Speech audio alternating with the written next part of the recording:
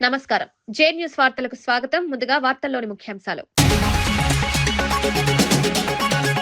Harvard యూనివర్సిటీలో CM Revanth Reddy 3 రోజుల మిస్టరీకి తెరదించిన Harvard class పరిపాలనపై అవగాహన కోసం హార్వర్డ్ కోర్సులో సీఎం విదేశీ పర్యటనపై రాజకీయ వర్గాల్లో చర్చ. కూటమి ప్రభుత్వ పతనానికి లోకేషే కారణమన్న అంబటి. రెడ్ బుక్ రాజకీయాలు ఫలించవన్న వైసీపీ హెచ్చరిక.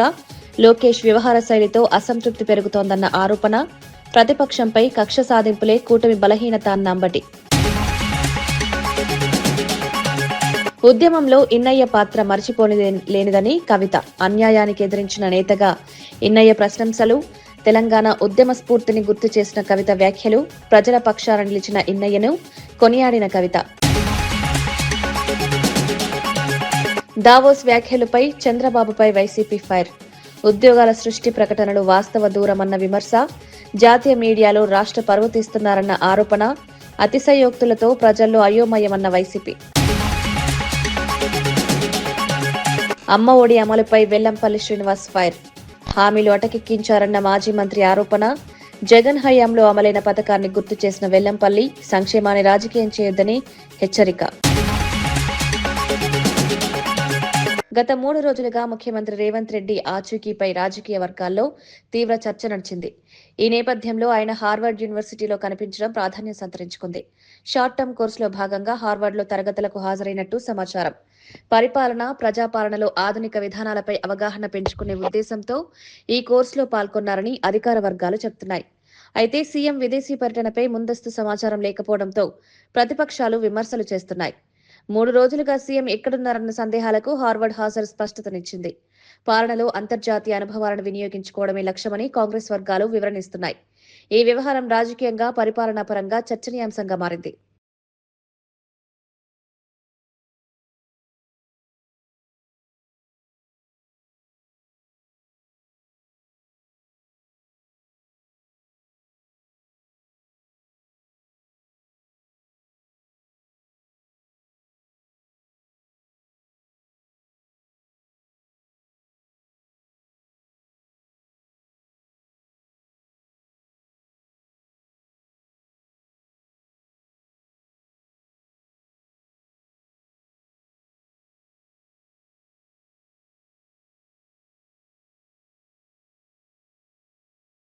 రాబోయే కాలంలో కూటమి ప్రభుత్వ పతనానికి నారా లోకేషే నాంది కాబోతున్నారని వైఎస్ఆర్సీపీ నేత అంబటి రాంబాబు వ్యాఖ్యానించారు.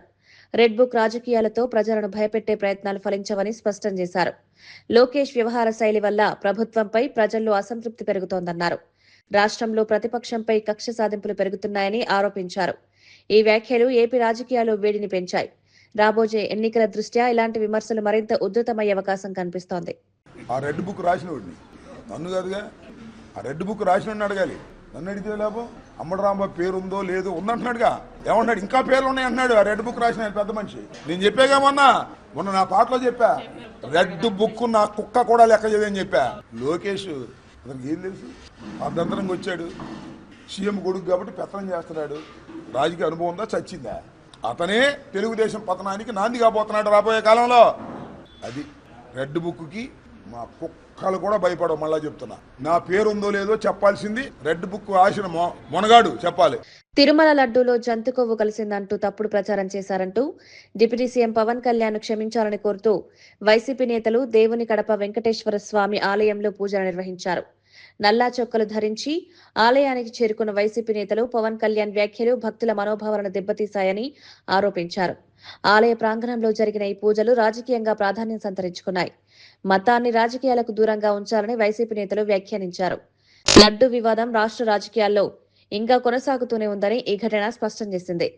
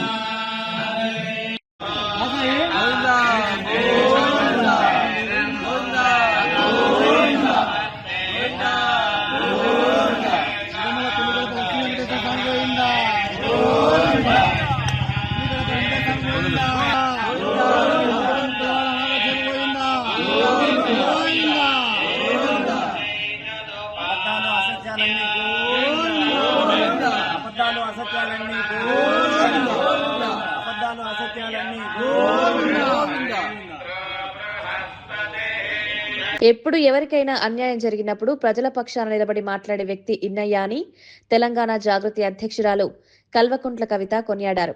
తెలంగాణ గురించి ఎవరూ మాట్లాడని సమయంలో జరిగిన అన్యాయాలను బహిర్గతం చేసి ఎంతో మందిని ఉద్యమంలోకి తీసుకొచ్చిన వ్యక్తిగా ఆమె గుర్తు చేశారు.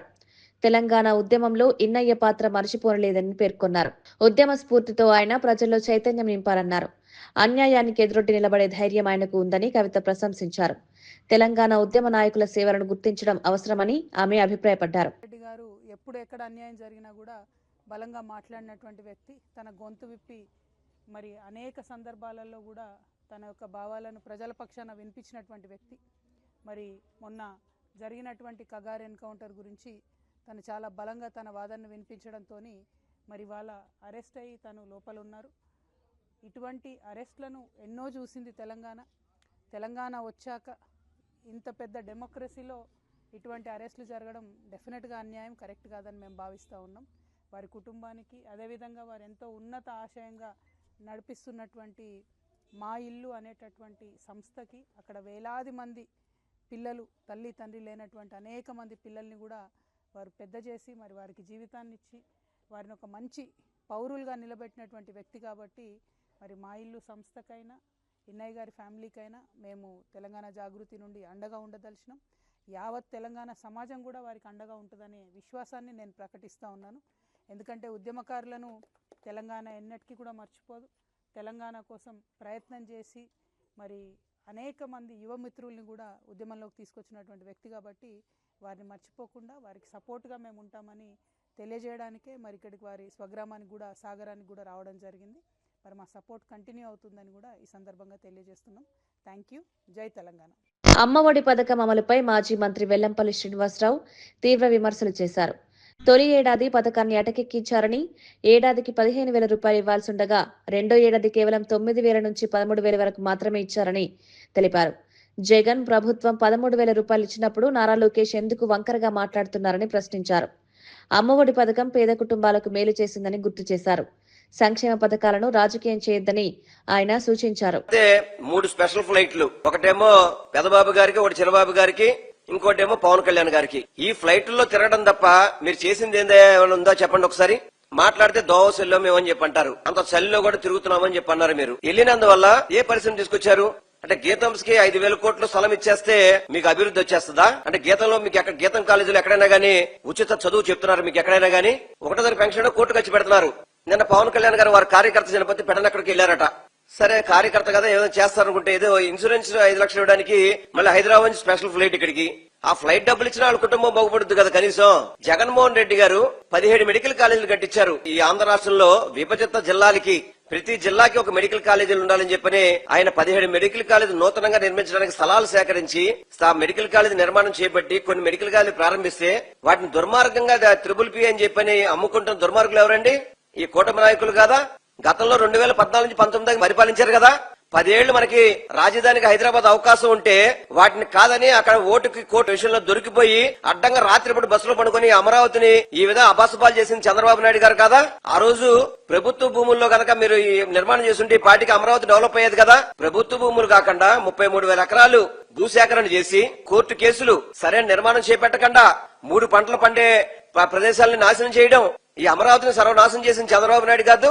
అతను భూ ఆశ కాదు, రియల్ ఎస్టేట్ వ్యాపారం చేయడానికే కదా ఇవన్నీ కూడా. పోనీ వాళ్ళు గతంలో 5 సంవత్సరాలు అమరావతి రైతులంతా కూడా ఏదో ఇబ్బంది పడ్డారు. వాళ్ళు మీకోసం అంత నుంచున్నారే, మళ్లీ వాళ్ళకి 40,000 ఎకరాలు మళ్ళీ భూ సమీకరణ చెప్పిన రైతులను మోసం చేయడం తప్పు కదా చంద్రబాబు నాయుడు గారు?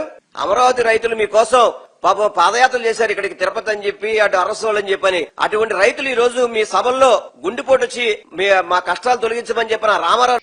AICC general secretary KC Venugopal అధ్యక్షత వహించిన సంఘటన్ సృజన్ అభియాన్ సమావేశం కాంగ్రెస్ పార్టీలో సంస్థాగత పటిష్టకు కీలకంగా మారింది.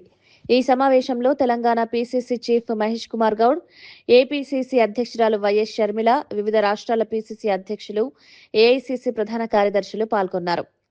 జిల్లా నిర్మాణాన్ని బలోపేతం చేయడం, జిల్లా కాంగ్రెస్ కమిటీల పునర్వ్యవస్థీకరణ, కొత్తగా జిల్లా కమిటీల నియామకం, సర్పంచ్లు, వార్డు మెంబర్ల ఎన్నికలు, బూత్ లెవెల్ కమిటీల ఏర్పాటు వంటి అంశాలపై విస్తృతంగా చర్చ జరిగింది. రాబోయే ఎన్నికలను దృష్టిలో ఉంచుకొని కాంగ్రెస్ పార్టీ గ్రాస్ రూట్ స్థాయిలో పునర్వ్యవస్థీకరణకు శ్రీకారం చుట్టినట్లు నేతలు తెలిపారు. I've come here to attend an issue, discuss about the organized issues with KC Venugopal ji. ఇవాళ సంస్థాగత వ్యవహారాల గురించి మాట్లాడటానికి పిసిసి అధ్యక్షులు మరియు ఏఎస్ ప్రధాన కార్యదర్శుల మీటింగ్ ఏర్పాటు చేయడం జరిగింది. ఆర్గనైజేషన్ ఇన్ఛార్జ్ కేసీ వేణుగోపాల్ సమక్షంలో సంస్థాగతంగా తెలంగాణలో జరుగుతున్నటువంటి నిర్మాణము, జిల్లా కాంగ్రెస్ కమిటీల కొత్తగా నియామకం, తర్వాత జిల్లా కమిటీలు, సర్పంచ్ల ఎన్నిక, వార్డు మెంబర్ల ఎన్నిక, బిఎల్ఎస్ నిర్మాణం, వీటన్నిటి గురించి వాళ్ళు చర్చిస్తాం. పూర్తిగా సంస్థాగతం పరమైన విషయాల్లోనే ఇవాళ మాట్లాడేందుకు అవకాశం ఉంది. దావోస్ పర్యటన సందర్భంగా చంద్రబాబు చేసిన వ్యాఖ్యలు జాతీయ మీడియా దృష్టిని ఆకర్షించడమే కాకుండా వివాదానికి దారితీశాయి. ఎన్డీటీవీ ఇంటర్వ్యూలో 18 నెలల్లో 23 లక్షల కోట్ల ఉద్యోగాలు సృష్టించామని చంద్రబాబు చెప్పడంపై వైసీపీ నేత బండి పుణ్యశీల తీవ్రంగా స్పందించారు. ఈ వ్యాఖ్యలు వాస్తవానికి దూరంగా ఉన్నాయని, రాష్ట్ర ముఖ్యమంత్రిగా కనీస అవగాహన లేకుండా మాట్లాడడం తగదని విమర్శించారు. జాతీయ మీడియాలో రాష్ట్ర పరువును తీసేలా మాట్లాడడం బాధ్యత రాహిత్యమని వైసీపీ నేతలు ఆరోపించారు. ఈ వ్యాఖ్యలు రాజకీయ వర్గాల్లో చర్చనీయాంశంగా మారాయి. 9 కోట్లు, మీరు మాత్రం 0 లెవెల్లో ఉన్నారు కదండి. ఏ లెక్కలో డప్పు కొట్టుకుంటారు? మీరు ఒక రాష్ట్రానికి ప్రతినిధిగా అక్కడికి వెళ్ళినప్పుడు రాష్ట్రం పరువు తీయటానికి కాకపోతే ఈ మాటలేమిటండి? నిజంగా ఏవనాలో కూడా అర్థం కావట్లేదు సార్. మింగడానికి మెతుకు లేదు, మీసాలకి సంపంగి నూనె నట్ట. అసలు ఉట్టికెక్కలైనమ్మ స్వర్గానికి ఎక్కిందని మీరు ఇక్కడ 20 లక్షల జాబులు ఇస్తానని చెప్పి ఇప్పటి వరకు కనీసం ఒక 20,000 జాబులు కూడా రాష్ట్ర వ్యాప్తంగా యువతకి ఇవ్వకపోగా ఇలాంటి మాటలు మీరు స్ప్రెడ్ చేసుకుంటూ ఇంకెంతకాలం బుకాయిస్తూ ప్రజల్లోకి వెళ్తారు? ఆంధ్ర రాష్ట్ర యువత భవిష్యత్తుని ప్రశ్నార్థకంగా మారుస్తున్నారు చంద్రబాబు నాయుడు గారు. మీ అనుభవం అంతా మీ వాళ్లకి దోచిపెట్టడానికి తప్ప దేనికి ఉపయోగపడట్లేదు. ఇది రాష్ట్ర ప్రజలంతా గమనిస్తున్నారు అన్న విషయం మాత్రం మీరు గుర్తుపెట్టుకోవాలని చెప్పని తెలియజేస్తా ఉన్నా. పైగా మీకు మీ భజన మీడియానేమో దావోస్ మ్యానా? దేనికి దావోస్ మ్యాను? 15 సార్లు మీరు 3 టర్మ్లు ముఖ్యమంత్రిగా ఉన్నారు. ఆ 3 టర్మ్ల ముఖ్యమంత్రిగా ఉన్నటువంటి టైంలో మరి సంవత్సరానికి ఒకసారో 2 ఏళ్లకు ఒకసారో దావోస్కి వెళ్ళొచ్చేసినంత మాత్రాన దావోస్ మ్యాన్ అయిపోతారా? మరి ఇంకా అమరావతి ఇంకా కట్టనే లేదు కదండి, అమరావతి అప్పుల మ్యాన్ అవుతారా? బీఆర్ఎస్ మహిళా నాయకురాలు సుశీలారెడ్డి కాంగ్రెస్ ప్రభుత్వం సీఎం రేవంత్ రెడ్డిపై తీవ్ర వ్యాఖ్యలు చేశారు. రేవంత్ రెడ్డి ఆపదలో ఉన్నప్పుడల్లా కవిత వచ్చి కాంగ్రెస్ ను కాపాడే ప్రయత్నం చేస్తుందని ఆరోపించారు. బీఆర్ఎస్ నాయకులు కాంగ్రెస్ కుంభకోణాలు బయటపెట్టిన ప్రతిసారి డ్యామేజ్ కంట్రోల్ కోసం ప్రెస్ మీట్లు పెడుతున్నారని విమర్శించారు. కేసీఆర్ కుమార్తె కాబట్టి కవితకు గౌరవం ఇస్తున్నామని వ్యాఖ్యానించారు. ఈ వ్యాఖ్యలు తెలంగాణ రాజకీయాల్లో మాటల యుద్ధానికి దారితీశాయి. ఎప్పుడైతే ముఖ్యమంత్రి గారికి రేవంత్ రెడ్డి గారికి ఎప్పుడైతే డ్యామేజ్ జరుగుతుందో, ఎప్పుడైతే వాళ్ళ స్కామ్లు బయటకు తీస్తుండ్రో, ఎప్పుడైతే వాళ్లకు ప్రజలకు వాళ్ళు చేసిన స్కాములు, వాళ్ళకి చేసిన మోసాలు ఎప్పుడైతే వెళ్తాయో, బీఆర్ఎస్ నాయకులు ఎప్పుడైతే ప్రెస్ మీట్ పెట్టి వాళ్ళని బయటకు తీస్తున్నారో అప్పుడు ప్రతిసారి వాళ్ళకి కొమ్ము గాయడానికి, వాళ్ళకు అడ్డం ఉండడానికి మీరు వస్తున్నారక్క ప్రెస్ మీట్ పెడుతున్నారు. ఇది బాగలేదు. ఎందుకంటే మీరు ఇప్పటికి కూడా గౌరవం ఉంది, మాకు కేసీఆర్ గారు కుమార్తెగా గౌరవం ఉంది కాబట్టి మేము ఇంకా ఏం మాట్లాడలేకపోతున్నాం. చాలా ఉన్నాయక్క. మేము కూడా రోజు వీడియోలు పెడతాం, మేము రోజు ప్రెస్ మీట్లు పెడతాం, రోజు మాట్లాడగలుగుతాం. కాకపోతే ఓన్లీ కేసీఆర్ గారి కుమార్తెగా మీతో మేము పనిచేసినాం కాబట్టి, కలిసి పనిచేసినాం కాబట్టి కొంచెం గౌరవంగా ఇప్పటికి కూడా మేము కొన్నే మాట్లాడుతున్నాము. ఇప్పటికి కూడా మాట్లాడాలంటే చాలా ఉన్నాయి. కానీ ఇప్పటికైనా మీరు ప్రశ్నించబోయేది కూడా రేవంత్ రెడ్డిని. ఆయన ఏమైతే హామీలు ఇచ్చిండు, గ్యారంటీలు ఇచ్చిండు, స్కాములు జరుగుతున్నాయి, అవన్నీ ప్రశ్నించాల్సింది పోయి ప్రతిపక్షంలో ఉన్న ఇవాళ 4 కోట్ల మంది ప్రజల తరపున ప్రజలకు అండగా హైడ్రా కానీ, లగిచర్ల కానీ, పిల్లలకు, నిరుద్యోగులకు కానీ ప్రతి విషయంలో ప్రజలకు మొత్తం అడ్డంగా నిలబడి ఒక జనతా గ్యారెంటీ బ్యారేజ్లకు అడ్డంగా నిలబడి ఇవ్వాల వాళ్ళ తరపున ప్రజల తరపున పోరాటాలు చేసే ప్రజల నాయకులను పోరాటాల నాయకులను బీఆర్ఎస్ నాయకులను కాదక్క విమర్శించేది. మీరు ప్రభుత్వాన్ని ప్రశ్నించండి. మీరు ప్రభుత్వం పెట్టే మీ పార్టీ ఏం చేస్తుందో మీరు చెప్పండి.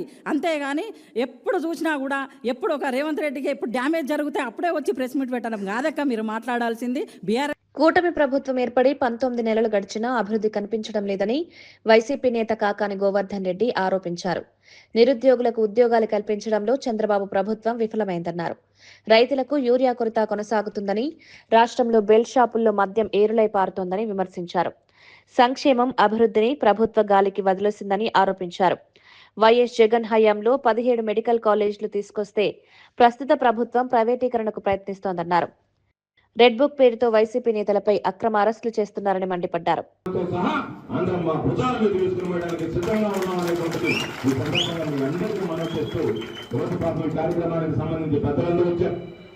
అయితే ఈరోజు మిమ్మల్ని అందరినీ కూడా కోరుకునేది రాజగోపాల్. పాపం పోయినసారి పోటీ చేశాడు, కష్టపడ్డాడు, గెలవాల్సినటువంటి వాడు తక్కువ మెజార్టీతో ఓడిపోయాడు. బహుశా 10,000 లోపల ఓడిపోయినటువంటి నియోజకవర్గాలు ఉదయగిరి, ఆత్మకూరు 2 నియోజకవర్గాలు. కాబట్టి ఈరోజు ఏమి ఇబ్బంది లేదు.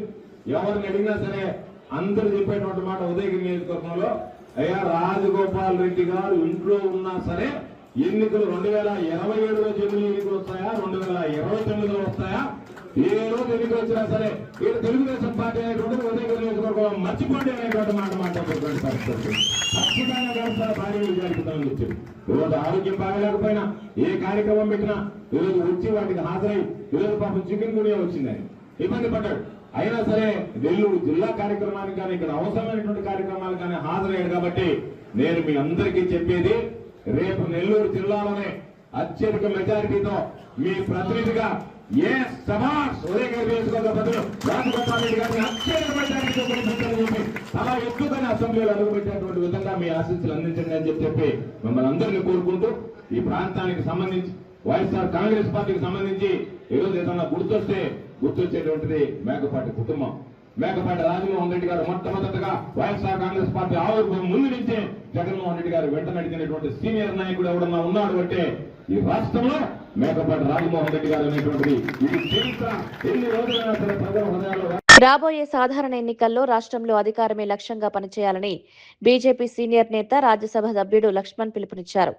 పార్టీ నేతలు, కార్యకర్తలు క్షేత్రస్థాయిలో ప్రజల మధ్య ఉండాలని సూచించారు. రాష్ట్రంలో కాంగ్రెస్, బీఆర్ఎస్ ప్రభుత్వాల వైఫల్యాలను ప్రజలకు వివరించాలని చెప్పారు. పార్టీ బలోపేతానికి ప్రతి కార్యకర్త బాధ్యతగా పనిచేయాలని కోరారు.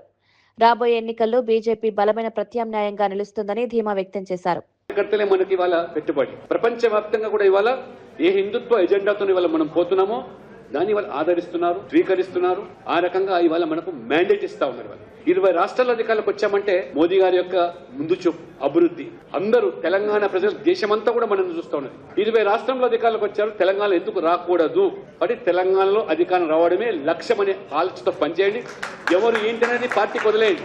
నరేంద్ర మోడీ గారి యొక్క సంకల్పం, కళ వికసిత్ భారత్, అది సాధించాలంటే తెలంగాణలో కూడా బీజేపీ ఆధ్వర్యంలో ప్రభుత్వం ఏర్పడితే గానీ అవినీతి రూపుమాపదు. బీఆర్ఎస్ కాదనుకొని కాంగ్రెస్ గెలిపిస్తే ఏ రకమైన దోపిడీకి పాల్పడుతున్నారు ప్రజలు కూడా మనల్ని కోరుకుంటున్నారు.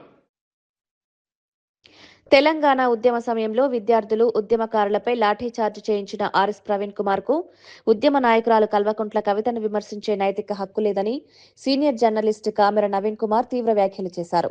ఉద్యమ కాలంలో ప్రజల పక్షాన నిలబడి పోరాడిన వారిని అణచివేయడంలో కీలక పాత్ర పోషించిన వ్యక్తులు ఇప్పుడు ఉద్యమ నాయకులపై వ్యాఖ్యలు చేయడం దురదృష్టకరమన్నారు. తెలంగాణకు జరుగుతున్న అన్యాయ కవిత గణం విప్పి సందర్భాలు గుర్తు చేస్తూ ఆమె పోరాట స్ఫూర్తిని తక్కువ చేయడం సరికాదని స్పష్టం చేశారు. ఉద్యమ విలువలు, త్యాగాలు గుర్తుంచుకొని మాట్లాడాల్సిన అవసరం ఉందని కామెర నవీన్ వ్యాఖ్యానించారు. ఇప్పుడు మళ్ళీ నిన్న ఒక టీవీ ఛానల్లో రేవంత్ రెడ్డి గారు పంపిన స్క్రిప్ట్ను కవిత గారు చదువుతున్నారు, రేవంత్ రెడ్డి గారు వెనుకుండి కవిత గారిని ఆడిస్తున్నారు అనేటట్టుగా మీరు మాట్లాడినరు. ఖబర్దార్ ఆర్ఎస్ ప్రవీణ్ కుమార్ గారు, మీరు నోరు జాగ్రత్తగా పెట్టుకొని మాట్లాడండి. మీరు మాట్లాడేది ఒక తెలంగాణ ఉద్యమకారురాలి మీద, తెలంగాణ స్వీయ రాజకీయ అస్తిత్వ పరిరక్షణ కోసం తెలంగాణ జాగృతి అనే ఒక గొప్ప రాజకీయ వేదికను ఏర్పాటు చేయబోతున్న కల్వకుంట్ల కవిత గారి మీద మాట్లాడుతున్నారు. మీరు మీ రాజకీయ అవసరాల కోసం ఇంతవరకు బీఎస్పీలో చేరినరు, ఇప్పుడు బీఆర్ఎస్ లో ఉన్నారు, రేపు ఏ పార్టీలో ఉంటారో గ్యారెంటీ లేదు. ఎందుకంటే మీకు సిర్పూర్ టికెట్ వస్తుందనే నమ్మకం లేదు. మళ్ళీ కోనేరు కోనప్ప గారు వచ్చి బీఎస్పీలో చేరినరు, బీఆర్ఎస్ లో చేరినరు. కాబట్టి మీకు రేపు సిర్పూర్ టికెట్ రాదు. మీకు అచ్చంపేట టికెట్ ఇస్తాం, అచ్చంపేట ఇన్ఛార్జిగా నియమిస్తామంటే లేదు, నీ క్యాడర్ తోటి సిర్పూర్ అని తెలంగాణ భవన్ నినాదాలు చేయించుకున్నావు. అయినా నీకు ఆ సిర్పూర్ టికెట్ వస్తున్న గ్యారంటీ లేదు. నువ్వు మళ్ళీ రేపు కాంగ్రెస్ పార్టీ వైపు, బీజేపీ వైపు, ఇంకే పార్టీ వైపు చూడాలి తప్ప నీకు బీఆర్ఎస్ లో పుట్టగతులు లేవు. ఆ విషయం తెలుసుకునే బీఆర్ఎస్ ను వీడబోతున్నా అనే ఇండికేషన్ ఇప్పించి అగ్రనాయకత్వం, బీఆర్ఎస్ అగ్రనాయకత్వం పిలిపించుకొని నిన్ను బుజ్జగించే ప్రయత్నం చేసుకున్నావు. నువ్వు చేసిన అక్రమాలను కాపాడుకునేందుకు ఐపీఎస్కు రాజీనామా చేసినావు. నీ రాజకీయ ప్రాపకం కోసం సొంత పార్టీని బ్లాక్మెయిల్ చేస్తున్నావు. అలాంటి నీవు ఒక ఉద్యమ నాయకురాలి మీద అవాకులు చెవాకులు పేలితే తెలంగాణ సమాజం చూస్తూ ఊరుకోదు. తెలంగాణ ఉద్యమంలో మేమందరం కొట్లాడుతుంటే కాకి డ్రెస్ వేసుకొని మీరు ఉస్మానియా యూనివర్సిటీలో ఏం చేసిండ్రు? మీరు హైదరాబాద్ సిటీ పోలీస్ ఆఫీసర్గా. నెల్లూరు జిల్లాలో జరిగిన రోడ్డు ప్రమాదంలో మృతి చెందిన టీడీపీ నాయకుడు జాకీర్ హుస్సేన్ కుటుంబాన్ని ఎంపీ వేమిరెడ్డి ప్రభాకర్ రెడ్డి పరామర్శించారు. ప్రమాదంలో జాకీర్ హుస్సేన్ మృతి పార్టీకి తీరని లోటని ఆయన పేర్కొన్నారు. జాకీర్ హుస్సేన్ పార్టీ కార్యక్రమాల్లో చురుగ్గా పాల్గొని ప్రజలతో అనుబంధం కలిగి ఉన్నారని గుర్తు చేశారు. ఇటువంటి దుర్ఘటనలు పార్టీ శ్రేణులను తీవ్రంగా కలిచివేస్తున్నాయని అన్నారు. ఈ సందర్భంగా స్థానిక టీడీపీ నాయకులు, కార్యకర్తలు కూడా కుటుంబానికి సంఘీభావం తెలిపారు. పార్టీ శ్రేణులంతా ఐక్యంగా ఉండాలని వేమిరెడ్డి పిలుపునిచ్చారు.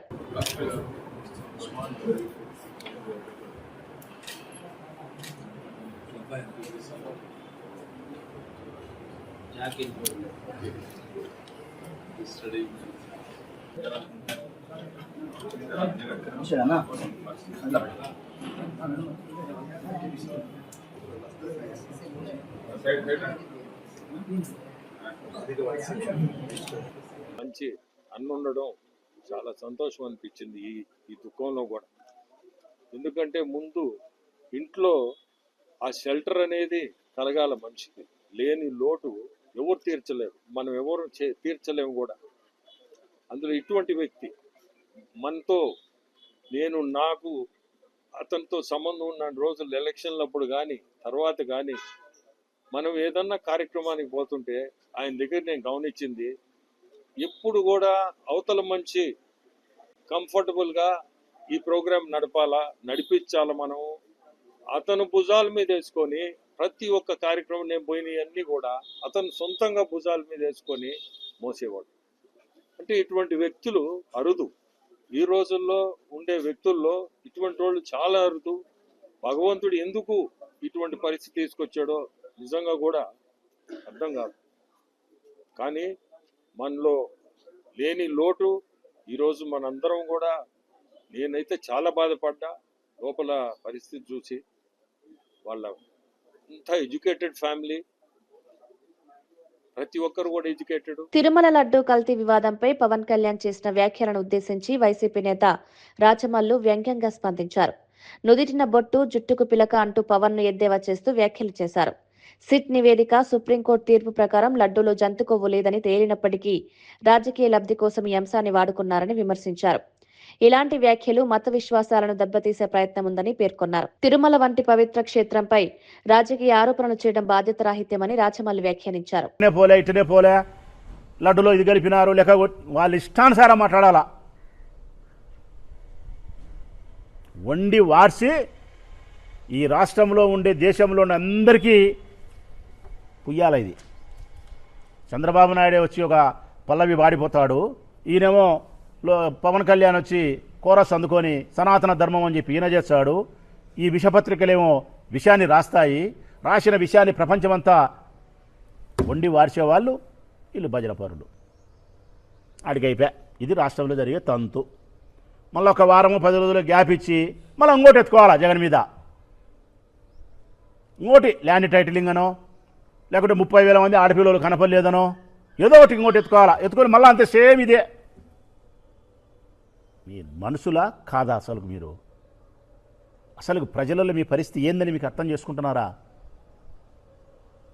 ఇంత అపవిత్రమైన మాటలు మీరు మాట్లాడినారే, స్వామివారికి సంబంధించి ఇంత అన్యాయంగా మీరు మాట్లాడినారే, ఒక్క వ్యక్తిని టార్గెట్ చేసి కేవలం జగన్మోహన్ రెడ్డి అనే ఒకే వ్యక్తిని టార్గెట్ చేసి రాజకీయంగా లబ్ధి పొందడం కోసం అత్యంత పవిత్రమైనటువంటి ఏడుకొండల వానికి సంబంధించినటువంటి లడ్డూ ప్రసాదానికి సంబంధించి అపచారానికి అపపవిత్రకు సంబంధించిన మాటలు మీరు మాట్లాడి భక్తుల యొక్క మనోభావాలను పూర్తిగా మీరు దెబ్బతీసే విధంగా ప్రవర్తించినారే.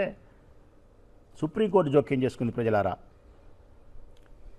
ఒక నివేదిక లేదు, ఒక విచారణ జరగలేదు, ఏ ఆధారం లేకుండా, ఏ విచారణ లేకుండా, ఏ నివేదిక లేకుండా ఇట్లా మాట్లాడడం సరైన పద్ధతి కాదు. మీరందరూ దీని మీద మాట్లాడకుండా నిశ్శబ్దంగా ఉండండి. సిబిఐ చేత మేము విచారణ చేపిస్తామని చెప్పి సుప్రీంకోర్టు సిబిఐ చేత విచారణ చేయించింది. 2004లో ప్రారంభమైనటువంటి సుప్రీంకోర్టు ఆదేశాల మేరకు సిబిఐ విచారణ నిన్నటి దినం విశాఖ ఉత్సవాల్లో భాగంగా రుషికొండ తీరంలో ఏర్పాటు చేసిన పారాగ్లైడింగ్ ప్రత్యేక ఆకర్షణగా నిలుస్తోంది. సముద్రం మీదుగా సాగుతున్న ఈ సాహస క్రీడను ఆస్వాదించేందుకు సందర్శకులు పెద్ద సంఖ్యలో తరలివస్తున్నారు. పర్యాటకులను ఆకర్షించే లక్ష్యంతో అధికారులు ప్రత్యేక ఏర్పాట్లు చేశారు. భద్రతా చర్యలు పక్కాగా ఉండేలా నిపుణుల పర్యవేక్షణలో గ్లైడింగ్ నిర్వహిస్తున్నారు. ఆకాశం నుంచి సముద్ర తీరాన్ని వీక్షించే అనుభూతి పర్యాటకులను ఉత్సాహపరుస్తోంది. స్థానిక యువతకు ఉపాధి అవకాశాలు కూడా పెరుగుతున్నాయని తెలిపారు. విశాఖను అడ్వెంచర్ టూరిజం హబ్ గా మార్చే దిశగా ఈ కార్యక్రమం కీలకంగా మారనుందని అధికారులు అభిప్రాయపడ్డారు.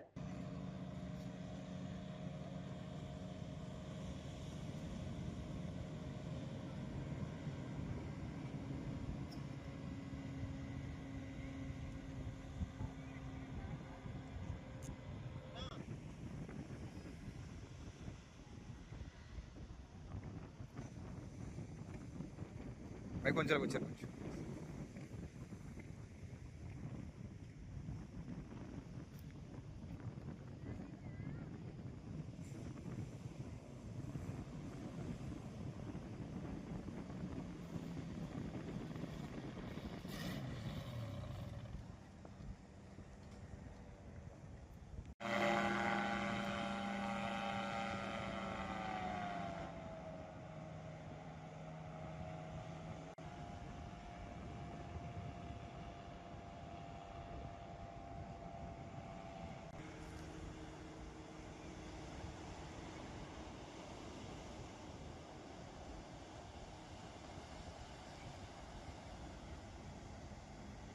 వార్తలు ముగించే ముందు ముఖ్యాంశాలు మరోసారి. హార్వర్డ్ యూనివర్సిటీలో సీఎం రేవంత్ రెడ్డి 3 రోజుల మిస్టరీకి తెరదించిన హార్వర్డ్ క్లాస్. పరిపాలనపై అవగాహన కోసం హార్వర్డ్ కోర్సులో సీఎం విదేశీ పర్యటనపై రాజకీయ వర్గాల్లో చర్చ. కూటమి ప్రభుత్వ పతనానికి లోకేషే కారణమన్న అంబటి. రెడ్ బుక్ రాజకీయాలు ఫలించవన్న వైసీపీ హెచ్చరిక. లోకేష్ వ్యవహార శైలితో అసంతృప్తి పెరుగుతోందన్న ఆరోపణ. ప్రతిపక్షంపై కక్ష సాధింపులే కూటమి బలహీనత అన్న అంబటి. ఉద్యమంలో ఇన్నయ్య పాత్ర మరిచిపోలేనిదని కవిత. అన్యాయానికి ఎదిరించిన నేతగా ఇన్నయ్య ప్రశంసలు. తెలంగాణ ఉద్యమ స్ఫూర్తిని గుర్తు చేసిన కవిత వ్యాఖ్యలు. ప్రజల పక్షాన నిలిచిన ఇన్నయ్యను కొనియాడిన కవిత. దావోస్ వ్యాఖ్యలపై చంద్రబాబుపై వైసీపీ ఫైర్. ఉద్యోగాల సృష్టి ప్రకటనలు వాస్తవ దూరమన్న విమర్శ. జాతీయ మీడియాలో రాష్ట్ర పరువు తీస్తున్నారన్న ఆరోపణ. అతిశయోక్తులతో ప్రజల్లో అయోమయమన్న వైసీపీ.